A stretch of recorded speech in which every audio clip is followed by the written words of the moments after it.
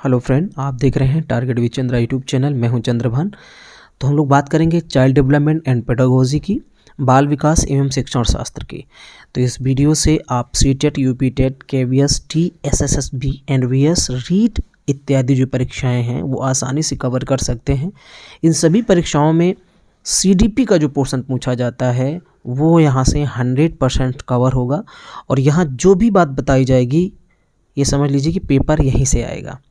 तो इस बात की गारंटी है कि अगर आपने एक बार इसको पढ़ लिया तो आपको सारी की सारी चीज़ें जो हैं कवर हो जाएंगी, समझ में आ जाएंगी और बहुत ही कम समय में, जैसा कि मैंने पहले ही बताया था।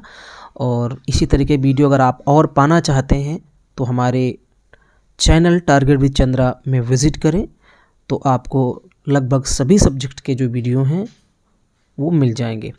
तो आइए शुरू करते हैं। हम आज बात करने वाले हैं स्टेजेस ऑफ डेवलपमेंट की। Stages of development.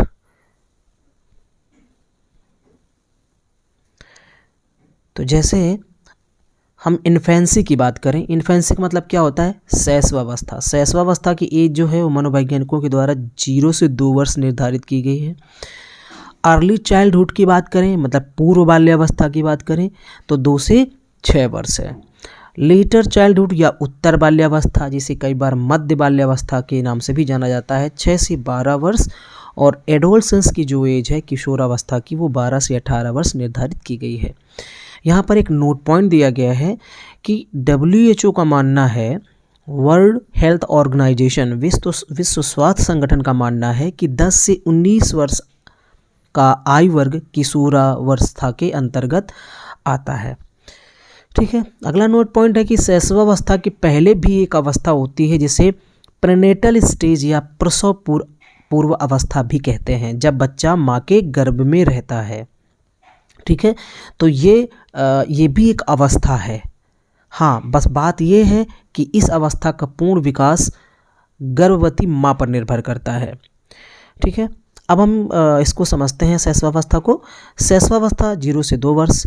इसमें इस अवस्था का बालक जो है ज्ञानेंद्रियों के माध्यम से सीखता है, अर्थात चीज़ों को छू करके, उनका स्वाद ले करके, उनको देख करके, उनको सुन करके, ऐसे अपने ज्ञानेंद्रियों के माध्यम से सीखता है। और एक्टिव हो करके, मतलब अपने शारीरिक अंगों का इस्तेमाल करके वो सीखता है। और ये बात जो है पियाजे ने भी कही है। ये जो उम्र है शैशवावस्था की, इसमें खतरा भरा होता है, अर्थात ये सेंसिटिव एज होती है, संवेदनशील अवस्था होती है। इस बात को भी याद रखिए। और सबसे इम्पोर्टेंट बात जो है वो ये है कि इस अवस्था में physical development and mental development, मतलब शारीरिक विकास और मानसिक विकास बहुत ही तेज़ी से होता है। आगे हम लोग बात करते हैं पूर्व बाल्यावस्था की। पूर्व बाल्यावस्था की एज 2 से 6 वर्ष तक मानी गई है। इसे टॉय एज अर्थात खिलौनों की आयु कहा गया है। प्ले एज एरिक एरिक्सन ने कहा, ये वही एरिक एरिक्सन है जिन्होंने मनोसामाजिक सिद्धांत दिया है और उसकी 7 अवस्थाएं बताई हुई हैं। और पूर्व बाल्यावस्था की क्या विशेषता है कि फास्टेस्ट लैंग्वेज डेवलपमेंट। अगर आपसे पूछ लिया जाए कि किस अवस्था में भाषा विकास बहुत ही तेज़ी से होता है, भाषा विकास, तो वो पूर्व बाल्यावस्था की अवस्था है। किस अवस्था का बालक नकल करके सीखता है, तो इमिटेटिव एज भी पूर्व बाल्यावस्था को माना जाता है, अर्थात 2 से 6 वर्ष तक की अवस्था को माना जाता है। भाषा विकास के लिए पूर्व बाल्यावस्था सेंसिटिव एज है, क्रिटिकल है, फास्टेस्ट लैंग्वेज डेवलपमेंट होता है, मैंने पहले ही बता दिया। फिजिकल डेवलपमेंट की बात करें तो कुछ समय तक, जन्म से कुछ समय तक जो है बहुत तेज़ी से चलता है और सामाजिकरण भी बहुत ही तेज़ी से होता है, अगर हम पूर्व बाल्यावस्था की बात करें। अब हम लोग बात करेंगे उत्तर बाल्यावस्था की, लेटर चाइल्डहुड की। इसकी उम्र जो है 6 से 12 वर्ष तक है। इसे टोली एज, गैंग एज कहा गया है। दोस्तों एक बात बता देना चाहता हूँ कि मैं सिर्फ वही बात करूँगा जो एग्ज़ाम की दृष्टि से महत्वपूर्ण है। बहुत ज़्यादा मैं यहाँ पर एक्सप्लेन भी नहीं करूँगा। तो मैं ये आपको जान लेना है कि जो चीज़ यहाँ बताई जाए तो आप चाहो तो रट भी सकते हो, क्योंकि एग्ज़ाम जो है बहुत ही नज़दीक है सीटेट का। तो यहाँ जो भी बात है, यहाँ एक तरीके से कहा जाए कि वही टर्म यूज़ किए जा रहे हैं जो एग्ज़ाम में पूछे जाते हैं।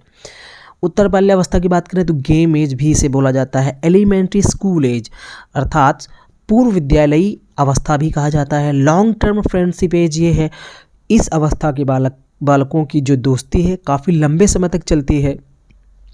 यहाँ जो है शारीरिक विकास की बात करें तो थोड़ा सा स्लो हो जाता है जब हम उत्तर बाल्यावस्था की बात करते हैं। स्यूडो मैच्योरिटी, मिथ्या परिपक्वता की अवस्था किसे कहा जाता है? उत्तर बाल्यावस्था। अर्थात यहाँ बालक ऐसे अपने आप को दिखाता है जैसे वो सच में मैच्योर हो गया हो, बट वो मैच्योर नहीं होता है। मोटर डेवलपमेंट फास्ट होता है, अर्थात शारीरिक जो गतिशीलता है वो बहुत ही तेज़ी से होती है, या हम जिसे गत्यात्मक विकास कहते हैं वो बहुत ही तेज़ी से होता है। लेटेंसी स्टेज भी इसे बोला जाता है, सुषुप्त अवस्था भी बोला जाता है। और ये किसने कहा है? फ्रायड ने जो 5 प्रकार की अवस्थाएं बताई हैं, जिसमें से पहला है मुखावस्था, गुदावस्था, ये आपने पढ़ा होगा। तो उसमें से जो सुषुप्तावस्था है वो बाल्यावस्था के बारे में उन्होंने यूज़ किया है कि इस समय बालक जो है, चूँकि उन्होंने जो है अपना सिद्धांत पूरी तरीके से लिबिडो पर दिया हुआ है कि कैसे कैसे जो बालक है वो इन चीज़ों से गुजरता है, कब कब उसके अंदर काम की प्रवृत्ति अधिक होती है। तो इन्होंने कहा है कि काम की प्रवृत्ति जो है बाल्यावस्था में सुस्त हो जाती है, और इसी वजह से इन्होंने लेटेंसी स्टेज इसको कहा है। आगे जो पॉइंट दिया गया इंपॉर्टेंट, इंडस्ट्री बनाम इन्फीरियरिटी। तो ये जो एरिक एरिक्सन का मनोसामाजिक सिद्धांत है उसमें ये एक अवस्था है इंडस्ट्री बनाम इन्फीरियरिटी। इसका मतलब होता है उद्यम, और दूसरा जो इन्फीरियरिटी का मतलब है कि उद्यम बनाम यहाँ पर एक तरीके से कह सकते हैं कि कन्फ्यूज़न।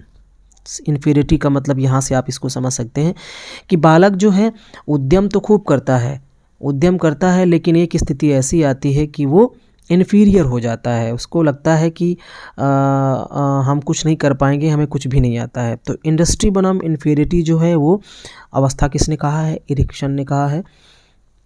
आगे कंक्रीट ऑपरेशनल स्टेज जो है वो पियाजे ने कहा है। मतलब ये बाल्यावस्था जो है मूर्त संक्रियात्मक अवस्था की अवस्था होती है अकॉर्डिंग टू पियाजे।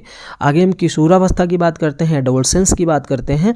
तो एडोलसेंस के बारे में कहा जाता है कि ये ट्रांजिशनल पीरियड है, परिवर्तन का काल है, संक्रमण का काल है। अर्थात ये चाइल्डहुड, जब हम बात करते हैं चाइल्डहुड अर्थात बाल्यावस्था, और जब हम बात करते हैं वयस्कावस्था जिसे एडल्टहुड बोला जाता है, उसके बीच का समय कौन सा होता है? एडल्टसेंस। अभी हम उसको आगे समझेंगे। इसे गोल्डन पीरियड भी कहा जाता है, स्वर्णिम काल कहा जाता है। इसे स्ट्रेस एंड स्टॉर्म अर्थात तनाव और तूफान की अवस्था कहा जाता है। ये बात किसने कही? स्टैनले हॉल ने कही है। इसे लीडरशिप स्किल्स की अवस्था कहा जाता है। इस समय नेतृत्व के जो कौशल है वो बच्चों में आने लगता है। लैक इमोशन स्टेबिलिटी, यहाँ पर जो है संवेगों में नियंत्रण की कमी देखी जाती है। यहाँ संवेग इस अवस्था का बालक जो है नियंत्रित नहीं कर पाता है। आइडेंटिटी क्राइसिस का अर्थ है कि बच्चे ढूंढ रहा है कि मैं कौन हूँ। इस अवस्था का बालक जो है किशोरावस्था को बालक को कहा जाता है। और ये एरिक एरिक्सन ने जो अपनी 7 अवस्थाएं बताई उन्हीं में से एक अवस्था है मैं कौन हूँ वाली, जिसे आइडेंटिटी क्राइसिस नाम दिया गया है। हालांकि जब इसको मैं आगे बताऊंगा तो आपको और क्लियर होगा। ब्रिज पीरियड भी कहा गया है। ब्रिज पीरियड का मतलब क्या है कि एक ये जगह है, एक ये जगह है, और उनके बीच में ब्रिज का काम जो है वो किशोरावस्था करती है। अर्थात जब हम चाइल्डहुड की बात करेंगे और उसके बाद जब एडल्टहुड की बात करेंगे, मतलब बचपना अवस्था या बाल्यावस्था और वयस्कावस्था के बीच का समय जो है वो एडोलसेंस होता है, इसलिए इसको ब्रिज माना जाता है। एडोलसेंस एगोसेंट्रिज्म की अवस्था है। यहाँ भी जो हम देखते हैं, जैसे एक हम जब शैशवावस्था की बात करते हैं तो वो भी एगोसेंट्रिज्म की अवस्था होती है, जहाँ बालक अपने आप को ही ज़्यादा पसंद करता है, अपने आप के बारे में ही ज़्यादा सोचता है। वैसे ही किशोरावस्था में भी एक बार ये चीज़ रिपीट होती है। स्प्रिंग सीजन, इसे बसंत ऋतु की अवस्था भी कहा जाता है। राइट, आप इसको देखिए समझते हैं, जैसे यहाँ चाइल्डहुड है और यहाँ एडल्टहुड है, अर्थात ये बाल्यावस्था और ये वयस्कावस्था, तो इनके बीच में जो है ब्रिज पुल का काम जो है एडोलसेंस करता है। और यही एक समय होता है जिसे हम संक्रमण काल भी कह सकते हैं। इसको ऐसे समझें, जैसे नेचर की बात करें, प्रकृति की बात करें, तो ये जो है हेरिडिटी से रिलेटेड होती है, ठीक है, प्रकृति, और ये जो है स्थायी होती है। जब हम नर्चर स्वभाव की बात करें तो ये कहाँ से आता है? ये वातावरण से, और ये डायनेमिक होता है, ये परिवर्तित होता रहता है, गतिशील होता है। ठीक है, अब यहाँ ये जो चीज़ें हैं एडिटिव नहीं होती हैं, ठीक है, स्थायी नहीं होती हैं। अब यहाँ पर जैसे कई बार ऐसा होता है कि अगर हम आनुवंशिकता और वातावरण को प्लस कर दें कि इन दोनों का योग होता है, हमारा डेवलपमेंट, तो ये गलत है। हेरिडिटी एंड एनवायरनमेंट जो है वो उसकी अंतरक्रिया का ही परिणाम क्या होता है, हमारा विकास होता है। तो यहाँ इस चीज़ को पढ़िए, जैसे यहाँ पर दिया गया है कि हेरिडिटी एंड एनवायरनमेंट होते हैं, अर्थात ये मल्टीपल होते हैं, अर्थात आनुवंशिकता और वातावरण विकास में बराबर के हकदार होते हैं। और एक चीज़ इंपॉर्टेंट फैक्ट यहाँ पर है कि आनुवंशिकता कैसी होती है, स्थायी होती है, अर्थात जो हमें हमारे पूर्वजों से, माता पिता से गुण मिले हैं वो स्थायी होते हैं, वो बदलते नहीं हैं। और जो हमारा वातावरण है वो परिवर्तनशील होता है, वातावरण परिवर्तनशील होता है, अर्थात डायनेमिक होता है, ये बदलता रहता है। ठीक है, तो ये कुछ इंपॉर्टेंट चीज़ें थी। आगे हम लोग बढ़ते हैं कि जो हमारे विकास है, विकास का सिद्धांत क्या है। जैसे पहला सिद्धांत है कि विकास is continuous, development is continuous, ये सतत चलने वाला है, ये क्रमिक चलता है, क्रम से चलता है। और rate of development various person to person, अर्थात विकास की दर अलग अलग व्यक्तियों में अलग अलग होती है, विकास की दर भिन्न भिन्न होती है। विकास कैसे होता है, सामान्य से विशिष्ट की ओर होता है। विकास जो है वो हेरिडिटी और इन्वायरमेंट का क्या होता है, अंतरक्रिया होता है। डेवलपमेंट इज़ प्रेडिक्टेबल, इसका पूर्वानुमान किया जा सकता है। इसके बारे में ये भी कहा जा सकता है कि there is a constant interaction between all factor of development, मतलब विकास के जो सभी कारक होते हैं वो सभी जो है इस समय हम ये कह सकते हैं कि एक दूसरे से जुड़ करके ही चलते हैं, अंतरक्रिया करते हुए चलते हैं। अंतर संबंधन का सिद्धांत इसको कह सकते हैं। All types of development are interrelated, यहाँ जो है जितने भी डेवलपमेंट के पक्ष हैं वो एक दूसरे से जुड़े हुए होते हैं। तो ये कुछ सिद्धांत हैं। कुछ मुख्य सिद्धांतों की बात करते हैं। जैसे एक सिद्धांत होता है क्रम से, जैसे हमने पढ़ा ना निश्चित क्रम का सिद्धांत, तो उसमें से देखते हैं कि एक सिद्धांत होता है सिफेलोकॉर्डल या लॉन्गिट्यूडनल। तो विकास कैसे होता है, ये सिरोध पदोमुखी या इसे बोला जाता है मस्तकाधुमुखी भी बोल सकते हैं इसको। ठीक है, तो सिर से पैर की तरफ जो है वो विकास होता है, एक तो ये है। दूसरी चीज़ विकास जो है वो केंद्र से बाहर की तरफ भी हम देखते हैं, जैसे समीप दूरस्थ भी कहते हैं, प्रॉक्सिमो डिस्टल भी कहा जाता है, नियर टू फॉर भी इसे कहा जाता है। ठीक है, जन्म के समय बच्चों का सिर शरीर का 1/4 होता है, 25% होता है। अब हम बात करते हैं इंडिविजुअल डिफरेंसेस की, व्यक्तिगत विभिन्नताओं की। तो व्यक्तिगत विभिन्नताएं दुनिया की प्रत्येक प्रजातियों में पाई जाती हैं, कोई भी प्रजातियां समान नहीं होती हैं। उदाहरण के लिए 2 बंदर एक जैसे नहीं दिखते हैं, उनमें किसी न किसी स्तर पर विभिन्नताएं अवश्य पाई जाती हैं। यही क्या है, यही व्यक्तिगत विभिन्नता है। ठीक है, और एक चीज़ नोट पॉइंट में आप याद रखिएगा कि respect individual differences and don't loaf at others. जो व्यक्ति विभिन्नताएं हैं उनका मजाक मत बनाइए दूसरों के साथ। ठीक है, उनकी जो भी व्यक्तियों के अंदर व्यक्तिगत विभिन्नताएं हैं उनका मजाक, हंसी मजाक कभी नहीं बनाना चाहिए। they vary in terms of physical characteristics such as height, weight, strength, hair color। तो ये जो हमारे व्यक्तिगत विभिन्नताएं हैं, अगर हम शारीरिक तौर पर देखें तो लंबाई में, वज़न में, मजबूती में, बाल में, रंग में भी देखने को मिल सकती हैं। बुद्धि की बात करें तो कम बुद्धि का, अधिक बुद्धि का, है ना, सृजनात्मक, बिना सृजनात्मकता की कोई हो सकता है बालक। This list of variation can be endless. तो ये जो वेरिएशन की, जो विभिन्नताओं की लिस्ट है, ये कभी समाप्त नहीं होगी, क्योंकि हर एक व्यक्ति एक दूसरे से भिन्न है। अब ये आधार कौन कौन से हो सकते हैं व्यक्तिगत विभिन्नता के आधार, जैसे बुद्धि के आधार पर 2 व्यक्ति भिन्न हो सकते हैं, रुचि के आधार पर भिन्न हो सकते हैं, मूल्य वैल्यूज़ के आधार पर भिन्न हो सकते हैं, एप्टीट्यूड अभिक्षमता के आधार पर भिन्न हो सकते हैं, और व्यक्तित्व के आधार पर भी हम व्यक्तिगत विभिन्नता को देख सकते हैं। एक महत्वपूर्ण चीज़ यहाँ पर दी गई है कि विद्यालय में यूनिफॉर्म आवश्यक है, परंतु एक शिक्षक के लिए टीचिंग टेक्निक में यूनिफॉर्म अर्थात एक समान होना आवश्यक नहीं है। मतलब चूँकि व्यक्तिगत विभिन्नता है, क्लास में हर गुण के बच्चे क्लास में बैठे हुए हैं, तो वहाँ पर आप एक प्रकार की शिक्षण विधि का इस्तेमाल, टीचिंग टेक्निक का इस्तेमाल नहीं कर सकते हैं। जिस तरह से पूरे स्कूल में ड्रेस कोड होता है वो जो है टीचिंग मेथड पे लागू नहीं होता है, क्योंकि बच्चों की अपनी अलग अलग अभिरुचियाँ होती हैं, उसके आधार पर भी हमें अपनी टीचिंग टेक्निक्स को अपनाना चाहिए। राइट, तो ये बात यहाँ पर लिखी गई है, और इसी को शॉर्ट में लिखा गया है कि यूनिफॉर्म इंस्ट्रक्शंस, जो एक रूपीय अनुदेशन है वो गलत है, ये नहीं होना चाहिए, बल्कि विभेदीय अनुदेशन होना चाहिए। जो भी हम उनको इंस्ट्रक्शन दें वो कैसा हो, सभी के लिए हो। यदि बच्चों का ग्रुप बनाएं तो वो विभेदीय अनुदेशन का प्रयोग होना चाहिए। जो भी ग्रुप बनाएं उसमें ऐसा ना हो कि जैसे हम प्रतिभाशालियों के साथ एक साथ कर दें और इसके बाद मंद लोगों को एक साथ कर दें, सामान्य को एक साथ कर दें। हमें इस तरीके के ग्रुप नहीं बनाना चाहिए, बल्कि हमें क्या करना चाहिए कि एक प्रतिभाशाली, एक मंद, एक सामान्य, एक पिछड़ा, इस तरीके से ग्रुप बनाना चाहिए ताकि एक दूसरे से वो सीख सकें कोरिलेट करते हुए। राइट, यही बात यहाँ पर दी गई है। होमोजीनियस नहीं होना चाहिए, हेट्रोजीनियस होना चाहिए। ठीक है, होमोजीनियस का मतलब क्या होता है? सेम। तो सेम एबिलिटी वालों को एक ग्रुप में कभी भी रखना नहीं चाहिए। ठीक है, अब इंडिविजुअल जो डिफरेंसेस है, व्यक्ति का विभिन्नता है, वो कैसे आती है? एक तो वो हमारे आनुवंशिकता के आधार पर आती है, दूसरी ये अर्जित की जाती है। जब हम आनुवंशिकता की बात करते हैं तो शारीरिक तौर पर जो विभिन्नता है वो पूरी तरीके से आनुवंशिकता पर प्रभावित होती है। मानसिक योग्यता है, टेम्परामेंटल मतलब स्वाभाविक जो स्वाभाविक व्यक्तिगत विभिन्नताएं हैं वो हमारे आनुवंशिकता पर ही डिपेंड करती हैं। और जो अर्जित की जाती हैं वो समाज से, जो सामाजिक विभिन्नता देखने को मिलती है कि एक समाज का बालक दूसरे समाज से विभिन्न है ना, तो वो कैसी है? एक कैटेगरी का बालक दूसरे कैटेगरी से भिन्न हो सकता है, उसके रहन सहन में, भाषा में, ये सामाजिक विभिन्नता है। कल्चरल, सांस्कृतिक, एजुकेशनल, शैक्षिक विभिन्नता देखने को मिल सकती है, और इमोशनल जो है विभिन्नता भी देखने को मिल सकती है। सारी की सारी जो व्यक्तिगत विभिन्नताएं अर्जित की जाती हैं। राइट, अब हम बात करते हैं मोटिवेशन की, अभिप्रेरणा की। अभिप्रेरणा दो प्रकार की होती है, एक तो आंतरिक होती है और दूसरी बाह्य होती है। राइट, इतना आप जानते रहिए। और अभिप्रेरक भी दो ही होते हैं, आंतरिक और बाह्य। जो आंतरिक होते हैं इसमें क्या है कि ये जो अभिप्रेरित होते हैं, आंतरिक अभिप्रेरित बालक, वो अपने लक्ष्य की प्राप्ति तक बिल्कुल रुकते नहीं हैं। बाह्य जो अभिप्रेरित बालक होते हैं वो कुछ समय पश्चात रुक सकते हैं। ठीक है, तो इंटरनल वाले जो होते हैं वो जो आंतरिक रूप से विपरीत होते हैं वो लोभ की दृष्टि से होते हैं, और जो होते हैं, ठीक है, अमेरिकी मनोवैज्ञानिक B.F. स्किनर का अभिप्रेरणा के संबंध में मानना है कि अभिप्रेरणा नेशनल हाईवे की तरह होता है, राष्ट्रीय राजमार्ग की तरह होता है। जितना अच्छा मोटिवेशन होगा, सक्सेस रेट उतना ही अधिक होगा। अर्थात जो सड़क है वो जितनी अच्छी होगी उतना ही बालक अच्छे से मोटिवेट होकर के काम करेगा। इसका मतलब ये हुआ।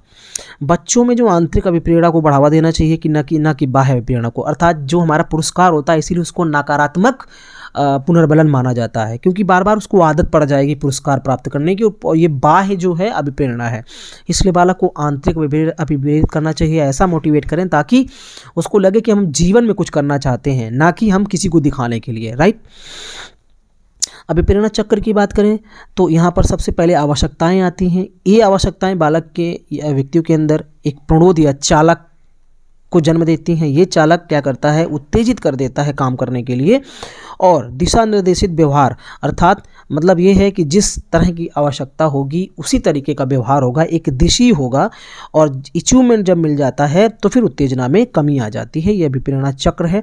लेकिन जब हम अकॉर्डिंग टू देखते हैं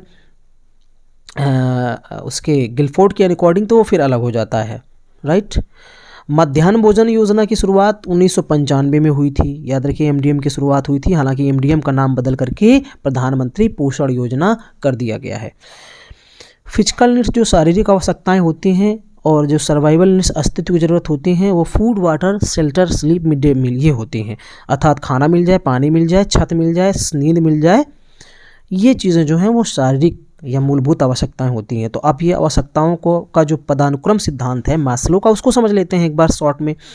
तो यहाँ पर आप एक चित्र देख रहे होंगे, पिरामिड। सबसे पहला जो पिरामिड है ये वाला, इसका मतलब है कि यहाँ पर दिया गया है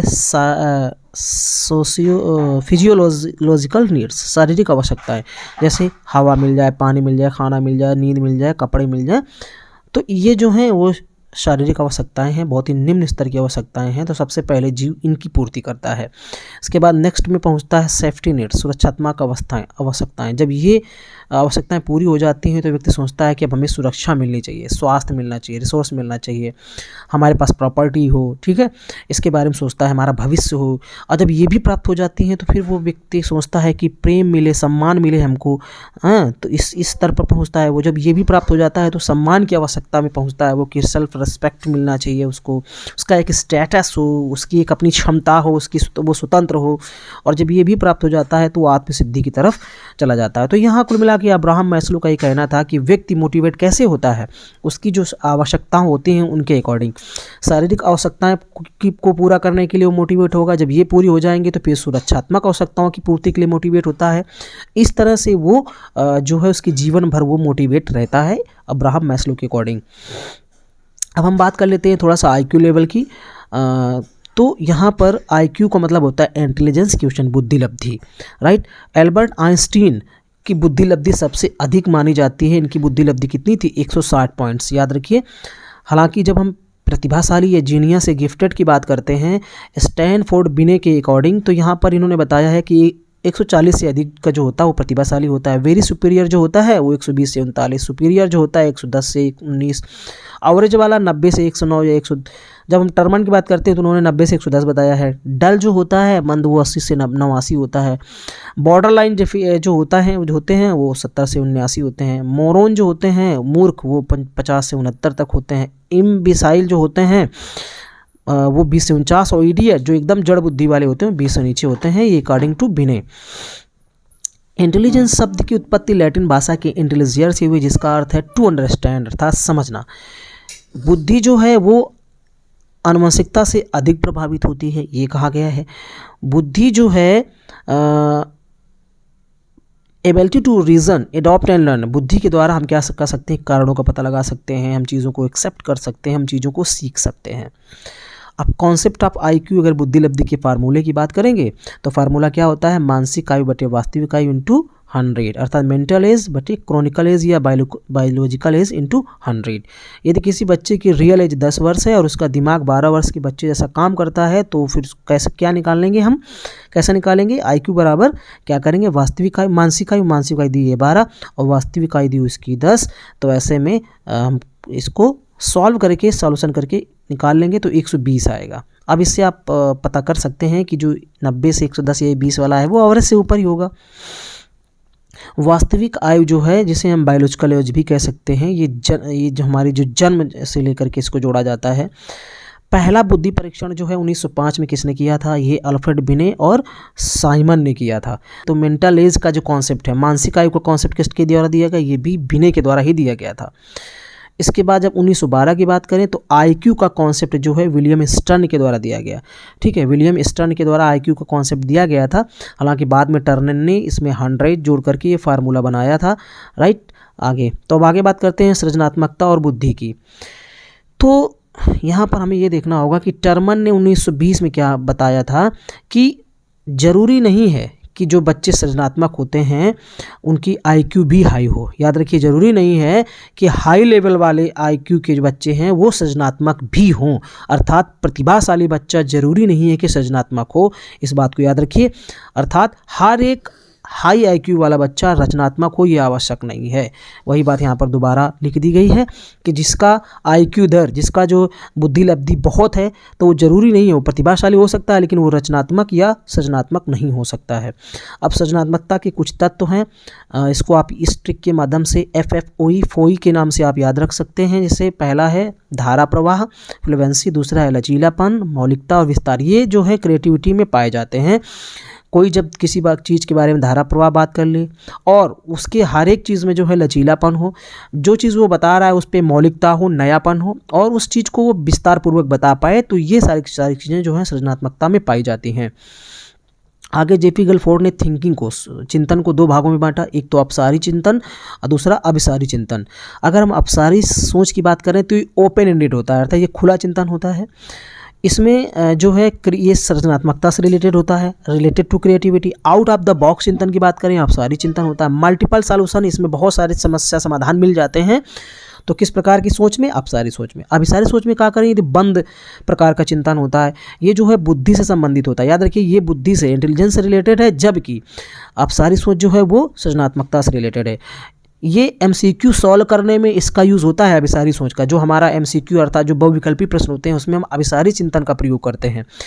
यहाँ पर लिमिटेड सॉल्यूशंस मिलते हैं, किसी समस्या का एक ही समाधान में हमें पहुँचना होता है और यहाँ हम कई सारे समाधान खोज लेते हैं, राइट। इस चीज़ को आपको याद रखना है। चलिए आगे हम लोग देखते हैं नोट पॉइंट। नोट पॉइंट में दिया गया है कि अपसारी सोच वाला प्रत्येक व्यक्ति क्रिएटिव नहीं होगा। अब यहाँ ये भी याद रखिए कि हम भले ही ये कह रहे हैं कि अपसारी चिंतन में सृजनात्मकता होती है, लेकिन हर एक अपसारी सोच वाला व्यक्ति सृजनात्मक नहीं है। ऐसे ही क्वेश्चन पूछे जाते हैं, परंतु हर सृजनात्मक व्यक्ति अपसारी सोच वाला जरूर हो सकता है। ये याद रखिए, मोस्ट इंपॉर्टेंट यहाँ पर ये पॉइंट दिया गया है कि जो अपसारी चिंतन करने वाला व्यक्ति है वो सृजनात्मक नहीं होगा, पर हर सृजनात्मक व्यक्ति अपसारी सोच वाला हो सकता है। गिफ्टेड चिल्ड्रन के बारे में बात करें तो ये 3 प्रकार के होते हैं। पहला वो जिसकी IQ लेवल 140 से ऊपर हो, दूसरा वो जो टैलेंटेड लोग होते हैं जैसे सचिन तेंदुलकर, तीसरा वो जो बहुत ही क्रिएटिव होते हैं जैसे मोहम्मद हुसैन, है ना, जो चित्रकार थे। हालांकि बाद में उन्होंने देश से अपना जो है दूसरे देश चले गए, वहाँ की नागरिकता हासिल कर ली, अपने नाम शायद सुना होगा। गिफ्टेड चिल्ड्रन को क्या किया जाना चाहिए कि इनको इनराइज्ड करिकुलम की आवश्यकता होती है जिनमें उनके इंटरेस्ट के अकॉर्डिंग चैलेंजिंग टास्क कंटेंट्स हों। मतलब जो प्रतिभाशाली बच्चे हैं उनको आप ऐसे काम दें जिनमें थोड़ा सा चैलेंज हो, थोड़ा सा कठिनाई हो, ठीक है, समृद्ध पाठचर्या की ज़रूरत होती है। जो बुद्धि जिनकी तेज़ होती है ऐसे बच्चों को क्या करें हम कि हायर ऑर्डर थिंकिंग स्किल वालों को कंटेंट देना चाहिए। मतलब इनको भी थोड़ा सा अच्छा कंटेंट्स देना चाहिए, क्योंकि सिंपल कंटेंट्स आप देंगे, सिंपल उनको पढ़ाएंगे तो उनको लगेगा कि मुझे आता ही है। ठीक है, अब हम बात करते हैं इमोशनल इंटेलिजेंस की, संवेगात्मक बुद्धि की। तो इसको सर्वप्रथम स्लोवी एवं मेयर ने बताया था, और इमोशनल इंटेलिजेंस नामक किताब को डेनियल गोलमैन ने लिखा था। इंपॉर्टेंट पॉइंट है ये। अरस्तू का वचन, कोई भी किसी भी समय नाराज़ हो सकता है, इसमें कोई दिक्कत नहीं है। अर्थ है कि हम अपने इमोशंस को कंट्रोल कर पाए और सही जगह पर, सही समय पर, सही तरीके से, सही मात्रा में यूज़ कर पाए। इसी को क्या कहते हैं, संवेगात्मक बुद्धि कहते हैं। मतलब ये गलत बात नहीं है गुस्सा करना, ठीक है, गुस्सा करना, नाराज़ होना गलत बात नहीं है, लेकिन वो क्या किया जाए, सही जगह पर नाराज़ हों आप, सही समय पर नाराज़ हों, सही तरीके से नाराज़ हों, सही मात्रा में और सही व्यक्ति के साथ नाराज़ हों, तब तो इस माना जाएगा कि आपने अपने संवेगों को नियंत्रण में कर लिया है। ठीक है, यहाँ पर जो है अरस्तू का पूरा सेंटेंस दिया गया है। आगे हम इमोशनल इंटेलिजेंस की विशेषताओं की बात करें तो इससे क्या होता है, सामाजिक कौशल में वृद्धि होती है, इसमें आत्म जागरूकता आती है, इससे बालक जो है आंतरिक अभिप्रेरित होता है। इसमें एम्पैथी की भी बात की जाती है। एम्पैथी, समानुभूति का मतलब होता है जो एक व्यक्ति दूसरे के दुखों को हूबहू वैसे ही समझ पाए जैसे कि इसको तकलीफ हुई है। ठीक है, एक होता है सहानुभूति। सहानुभूति में होता है कि हम सहानुभूति दिखा करके चले जाएंगे थोड़ी देर बाद, लेकिन समानुभूति का मतलब होता है कि इस व्यक्ति को जितनी तकलीफ है वही तकलीफ ये भी सेम टू सेम महसूस करे। हालांकि ट्रेजेडी इसके साथ हुई है लेकिन महसूस ये भी वैसा ही करे, इसे हम समानुभूति कहते हैं। सेल्फ रेगुलेशन का मतलब है स्वनियंत्रण। जिनके अंदर संवेगात्मक बुद्धि होती है वो अपने आप को नियंत्रित कर लेते हैं, अपने आप को रेगुलेट कर लेते हैं कि हमें कैसे कैसे काम करना है। आगे हम संज्ञान एवं संवेग की बात करेंगे, कॉग्निशन एंड इमोशंस की। तो ये द्विदिशात्मक होते हैं और एक दूसरे से जुड़े हुए होते हैं। याद रखिए, दोनों एक दूसरे को प्रभावित करते हैं, सिर्फ एक केस में प्रभावित नहीं करते। ये जजोग के अकॉर्डिंग है। जजोग के अनुसार इमोशंस एंड कॉग्निशन इंडिपेंडेंट हैं, ये दोनों स्वतंत्र हैं, दोनों अलग अलग बातें हैं। ये किसने कहा है, ये कहा है जजोग ने। मनोवैज्ञानिकों द्वारा यह सुझाव दिया गया है कि शिक्षकों के दृष्टिकोण से गिफ्टेडनेस की भावना निम्नलिखित के संयोजन पर निर्भर करती है। अर्थात प्रतिभाशाली बच्चे कैसे होते हैं, और ये हम रेंजुली का जो सिद्धांत है जिसे हम 3 रिंग मॉडल कहते हैं, इसमें इन्होंने बताया है कि ये जो पार्ट है, ये बीच वाला, ये वाला पार्ट जो है प्रतिभाशाली वाला है। और प्रतिभाशाली कैसे होंगे, जब उच्च रचनात्मकता होगी, जब उनके अंदर उच्च क्षमता होगी और कार्य प्रतिबद्धता होगी, अर्थात जिस काम को चाहें उसको कर दें और कमिटमेंट कर दें तो करें। तो ऐसे बालक जो हैं कैसे होते हैं, प्रतिभाशाली या गिफ्टेड होते हैं। तो दोस्तों यहाँ पर मैंने शॉर्ट तरीके से जो है इसको बताने की कोशिश की है, और बहुत ही इंपॉर्टेंट फैक्ट, सिर्फ वही बातें की गई हैं जो एग्ज़ाम की दृष्टि से हैं, ज़्यादा यहाँ पर एक्सप्लेन करने की कोशिश नहीं की गई है। हालांकि फिर भी मैंने बताया है आपको, तो आप इसको एक बार दोबारा आप इसको पॉज करके या देख सकते हैं। और इसके अलावा भी अगर आपको लगता है कि इसका PDF हमें मिलना चाहिए तो आप कमेंट्स करें, ज़्यादा से ज़्यादा इसको शेयर करें, और ज़्यादा से ज़्यादा लोग कमेंट्स करेंगे तो इसका PDF में भी इसी वीडियो के डिस्क्रिप्शन में अवेलेबल करा दूँगा। तो बहुत बहुत धन्यवाद वीडियो देखने के लिए। Thank you.